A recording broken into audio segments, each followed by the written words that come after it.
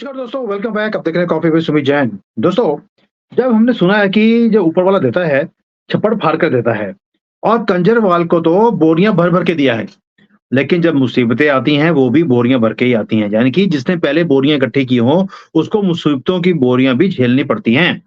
अब केजरीवाल मालूम है आपको, तिहाड़ जेल में है, डंडे पड़ रहे हैं और उसे नहीं समझ आ रहा कि सारी नौटंकी करने के बाद भी मैं बाहर नहीं निकल पा रहा हूँ। अभी तो वो सुप्रीम कोर्ट में पहुँच गया है कि जी मैं तो दूध का धुला हुआ इतना हूँ कि मेरा रंग देख लीजिए, उसी से समझ आएगा कि मैं कितना दूध का धुला हूँ। लेकिन ये पता नहीं मुझे क्यों पकड़ के बैठे हुए हैं। अब सुप्रीम कोर्ट में अलग केस चल रहा है। केजरीवाल की एक मुसीबत और बढ़ गई, यानी कि इतने घोटालों में एक चीज़ और सामने आ गई कि जो दिल्ली के स्टूडेंट्स हैं, उन्हें किताबें और जो ज़रूरत के सामान होते हैं, 2 लाख बच्चों को कुछ भी दिया नहीं गया और सारे वेट कर रहे हैं कि सर जी, कब सड़ कर बाहर निकलेंगे और हमें किताबें मिलेंगी। और हाई कोर्ट में ये केस चला गया और हाई कोर्ट ने भी क्या लताड़ लगा ली है, मतलब कि बस उन्होंने ये नहीं बोला कि इसको जो डंडे लग रहे हैं, ये और तेज़ी से लगाए जाएँ। बस इतना नहीं बोला, बाकी सब कुछ हाई कोर्ट ने बोल दिया। अब हुआ क्या है? हुआ ये है कि केजरीवाल, वो बैठा है जेल में, वो बोलता है कि सरकार मैं जेल में बैठ के चलाऊँगा।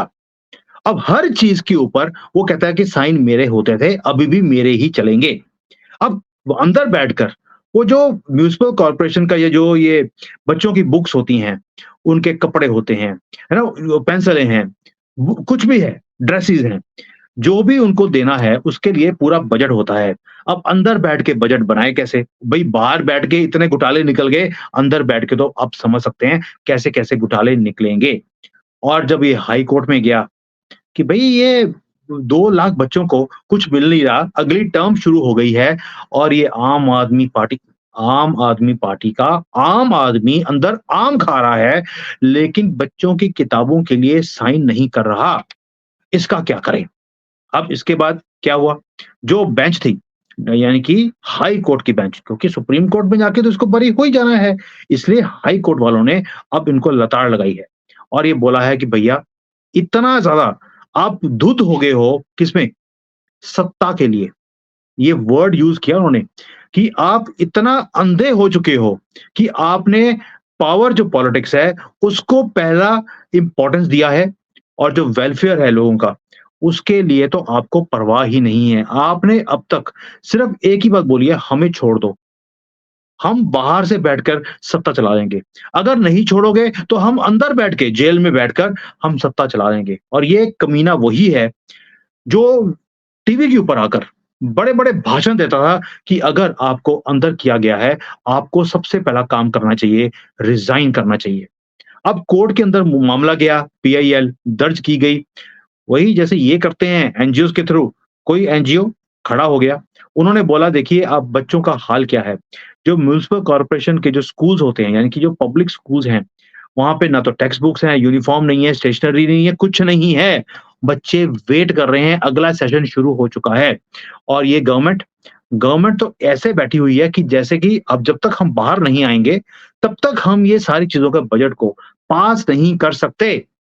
कोर्ट ने कह दिया क्या कोर्ट की रिस्पॉन्सिबिलिटी है इन बच्चों को जो ज़रूरत की चीज़ें हैं, वो दिलाने की? क्या ये गवर्नमेंट का फ़र्ज़ नहीं है? क्या गवर्नमेंट का ये फेलियर नहीं है कि उन्होंने अपनी ड्यूटी को सही तरीके से पूरा नहीं किया? अब हुआ क्या है, कोर्ट ने जो इनका वकील था केजरीवाल का, उसको एक चीज़ बोली कि तुम्हारा जो ये आम आदमी पार्टी का जो हेड है ना, जो अंदर बैठा हुआ है, इसको सिर्फ़ पावर से मतलब है। और कितनी पावर चाहिए, कितनी भूख है यार तुम्हारे केजरीवाल के अंदर, कितनी पावर चाहिए? और तुम्हारी प्रॉब्लम ही ये है कि तुम पावर को इकट्ठा करना चाहते हो, इसलिए पावर तुम्हारे हाथ से निकलती जा रही है, तुम्हें मिल ही नहीं रही। और साथ में उन्होंने इनका जो आपको याद होगा सौरभ भारद्वाज, इनका डेवलपमेंट मिनिस्टर, वो रोता होता था क्रोकोडाइल टीयर्स जिसको बोलते हैं कि मगरमच्छ के आंसू उसने बहाए थे। और कोर्ट ने भी ये बोला है कि अब बच्चों का जो हालत चल रही है, तुम उसको तो देख नहीं रहे हो और ये मगरमच्छ के आंसू तुम कोर्ट में आके रोते थे कि देखिए जी हम तो डेवलपमेंट करना चाहते हैं, हमें करने नहीं दी जा रही। ये क्रोकोडाइल टीयर्स यानी कि मगरमच्छ के आँसू निकालने बंद कीजिए और ये 2 लाख बच्चे हैं जो इफेक्टेड हैं आपके कारण, इसको पहला पूरा कीजिए, इनको किताबें भेजिए। और केजरीवाल क्या बोल रहा है? ओ जी हमारा तो कसूर ही नहीं है। जो स्टैंडिंग कमिटी होती है, उसने ये सारे कॉन्ट्रैक्ट को देना होता है और स्टैंडिंग कमिटी में तो ये खुद है। और उसके अंदर अब इन्होंने लोचा एक और डाल दिया कि जी हम तो देना चाहते थे, लेकिन जो एलजी है ना, उसने अपना बंदा बिठा दिया बीच में। अब हम जब धांधली करना चाहते थे, हम तो करते थे बिल्कुल छुपे-छुपे। अब क्योंकि एलजी का अपना आदमी बैठ गया है, तो अब हम धांधली ओपनली कर नहीं सकते, इसलिए हम साइन नहीं कर पा रहे हैं। क्योंकि अगर उसका बंदा बैठा है, तो पुरानी फाइलें भी खुल जाएँगी, यानी कि आप सोच के चलिए, जो पहला भी इन्होंने काम किए हैं, केजरीवाल ने किताबें बाँटने का, उसमें भी धाँधली है। यानी कि पानी में, दारू में हमने पकड़ लिया, जो इनके वर्ल्ड क्लास इन्होंने जो क्लिनिक खोले थे, मोहल्ला क्लिनिक, उसमें भी धाँधली आई है। अब किताबें बेचने में भी धाँधली निकलने वाली है, इसीलिए साइन नहीं हो रहे। यानी कि जिस-जिस काम में इस कंजरवाल ने हाथ डाला, हर एक के अंदर घोटाला था और इसको लगता था कि ये मैं इतना बड़ा लीडर बन गया हूँ, मोदी जी तो डरते हैं मेरे साथ, जबकि मेरा एक भी एमपी लोकसभा में नहीं है, लेकिन मोदी जी मेरे से डरे हुए हैं, इसलिए मेरी कभी कोई फाइल खुल ही नहीं सकती क्योंकि मैं तो हूँ काला कौवा, चतुर, नाग और मेरे से कोई सवाल पूछ ले, इतनी हिम्मत नहीं है किसी की। उसे ये नहीं पता था कि एक दिन ऊँट पहाड़ के नीचे आता ज़रूर है। ओ भई राहुल गंदगी जैसे जो हैं, वो गधे, वो पहाड़ के नीचे आ गए, तू कैसी खेत की मूली है? दोस्तों, अब होगा क्या? जब कोर्ट ने जो लैंग्वेज यूज़ करी है, वो देखने वाली है कि 2 चीज़ें उन्होंने हाइलाइट करी हैं कि तुम्हारी जो एरोगेंस है ना, सत्ता के लिए, वो इतने हाईएस्ट लेवल के ऊपर है कि तुम किसी को कुछ समझते ही नहीं। ये केजरीवाल को बोला है और आम आदमी पार्टी को बोला है। और उन्होंने ये भी बोल दिया, जो हमारी अथॉरिटी है ना कोर्ट की, तुम उसे अंडर एस्टिमेट मत करो और हम देख रहे हैं कि जो स्टेट है दिल्ली का, उसकी हालत बद से बदतर होती जा रही है, तुम कमीनों के कारण। वैसे ये कमीना वर्ड उन्होंने यूज़ नहीं किया, लेकिन मैं उसकी इंटरप्रिटेशन कर रहा हूँ कि कोर्ट ये कह रही है उनको कि तुम कमीनों के कारण, केजरीवाल एंड पार्टी, ये दिल्ली की हालत ये हो रही है। अभी तो उन्होंने पंजाब के केस नहीं खोले, जब पंजाब का पता लगेगा, आपके पैरों के ज़मीन निकल जाएगी पैरों के नीचे से। क्यों? वहाँ पर ड्रग्स, वहाँ पर माफिया, वहाँ पर जो बिज़नेसमैन है उनको दबाया जा रहा है, वहाँ से हफ्ता कलेक्ट हो रहा है पंजाब के अंदर और वो सारा पैसा इसके वकीलों की फीसों में जा रहा है और बाकी जो इलेक्शन पूरे भारत में ये लड़ने की बात करते हैं, उसमें लगाया जा रहा है। माफिया राज इतना बढ़ गया पंजाब में, पंजाब इसलिए दुखी है इनसे। एक-एक कंपनी वहाँ से निकलती जा रही है, या वो यूपी जा रही है या गुजरात जा रही है, जहाँ पर उन्हें सारी फैसिलिटीज़ दी जा रही हैं।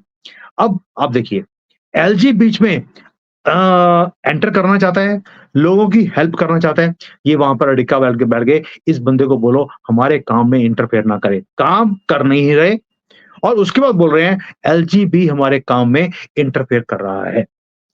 और कोर्ट ने बोल दिया, अगर तुम काम नहीं कर पाए और एलजी कर रहा है, हम उसे भी पूरी पावर दे देंगे। हमें उकसाने की ज़रूरत नहीं है और उन्होंने रिज़र्व कर दिया ऑर्डर को अप्रैल 29th के लिए, यानी कि कल। कल को इसका फैसला भी आ जाएगा कि आज जो इन्होंने केजरीवाल और पार्टी को क्रिटिसाइज़ किया है कि तुम काम नहीं कर रहे, नहीं तो अब हम इंटरवेन करके हम ये काम करा देंगे। दोस्तों आपको लगता है कि इसके बाद इसका भी एक स्कैम निकलने वाला है? जो भाषा हाई कोर्ट ने, दिल्ली हाई कोर्ट ने यूज़ करी है, मुझे ऐसा लगता है कि इसमें भी कोई ना कोई बहुत बड़ी धांधली निकलने वाली है। रीज़न? जैसे ये तिल-मिलाया हुआ है कि मैं किसी और को बीच में एंटर नहीं करने दूँगा। मैं किसी को खाते खोलने नहीं दूँगा। इसका मतलब है कि भई अगर सब कुछ दूध का धुला, जैसे खुद का दूध का धुला है, अगर इसकी किताबें जो खरीदारी, कपड़े और स्टेशनरी, ये जो खरीदारी करके आगे देने वाला काम था, अगर इतना साफ-सुथरा होता, तो इसे डर क्यों था कि एलजी बीच में एंटर कर रहा है, उसके अंदर अपने एक आदमी को बिठा रहा है, ऐसा डर क्यों है इसको? खुद काम नहीं कर पा रहे हैं, किसी को करने नहीं देते कि कहीं किताबें ना खुल जाएँ। यानी कि इसके अंदर भी बहुत बड़ी गेम निकलने वाली है और ये अब लंबा जाएगा, यानी कि छप्पड़ फाड़ कर भगवान ने पूरा इसको साथ दिया। 10 साल इसने ऐसी चमड़ियाँ अपनी चलाई हैं, चारों हाथों से, 4 हाथ बोल रहा हूँ, 2 ये और 2 टाँगे भी, उनके साथ इसने पैसे इकट्ठे करे हैं और धाँधली ऐसे करी है कि जैसे ये चलता होता था, आपको याद है? जैसे कि पीछे पीठ में इसके सरिया हो, ये बेचारा झुक ही नहीं पाता था ये। ये हालत थी इसकी और आज इसकी हर चीज़ में धाँधली है। एक-एक करके इसके आदमी छोड़ते जा रहे हैं।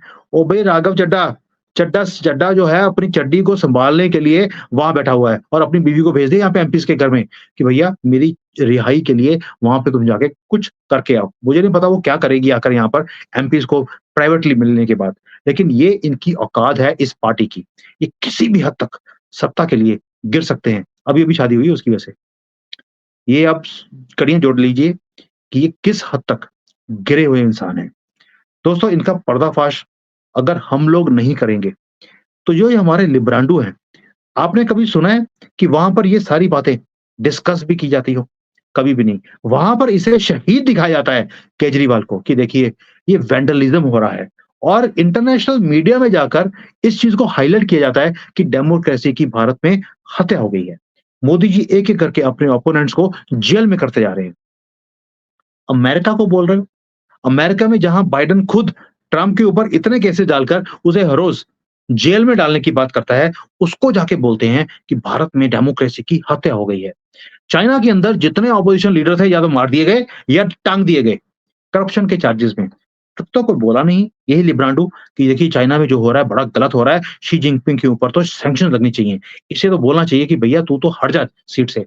ये कभी नहीं बोलेंगे क्योंकि इनको मालूम है पता नहीं कहां से कोई आदमी आएगा और आकर इनकी जो है ना इनकी जो तस्वीर है उसके ऊपर हार लटके होंगे अगले दिन।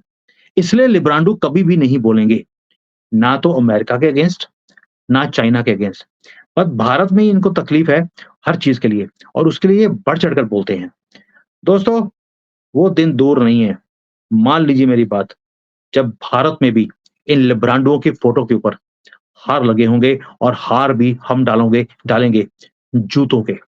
जय Hind, Vande Mataram. Hi there. If you liked the video, please don't forget to smash the like button, subscribe to our channel, and activate the bell icon so that you receive all notifications whenever we upload a new video. Thanks for watching.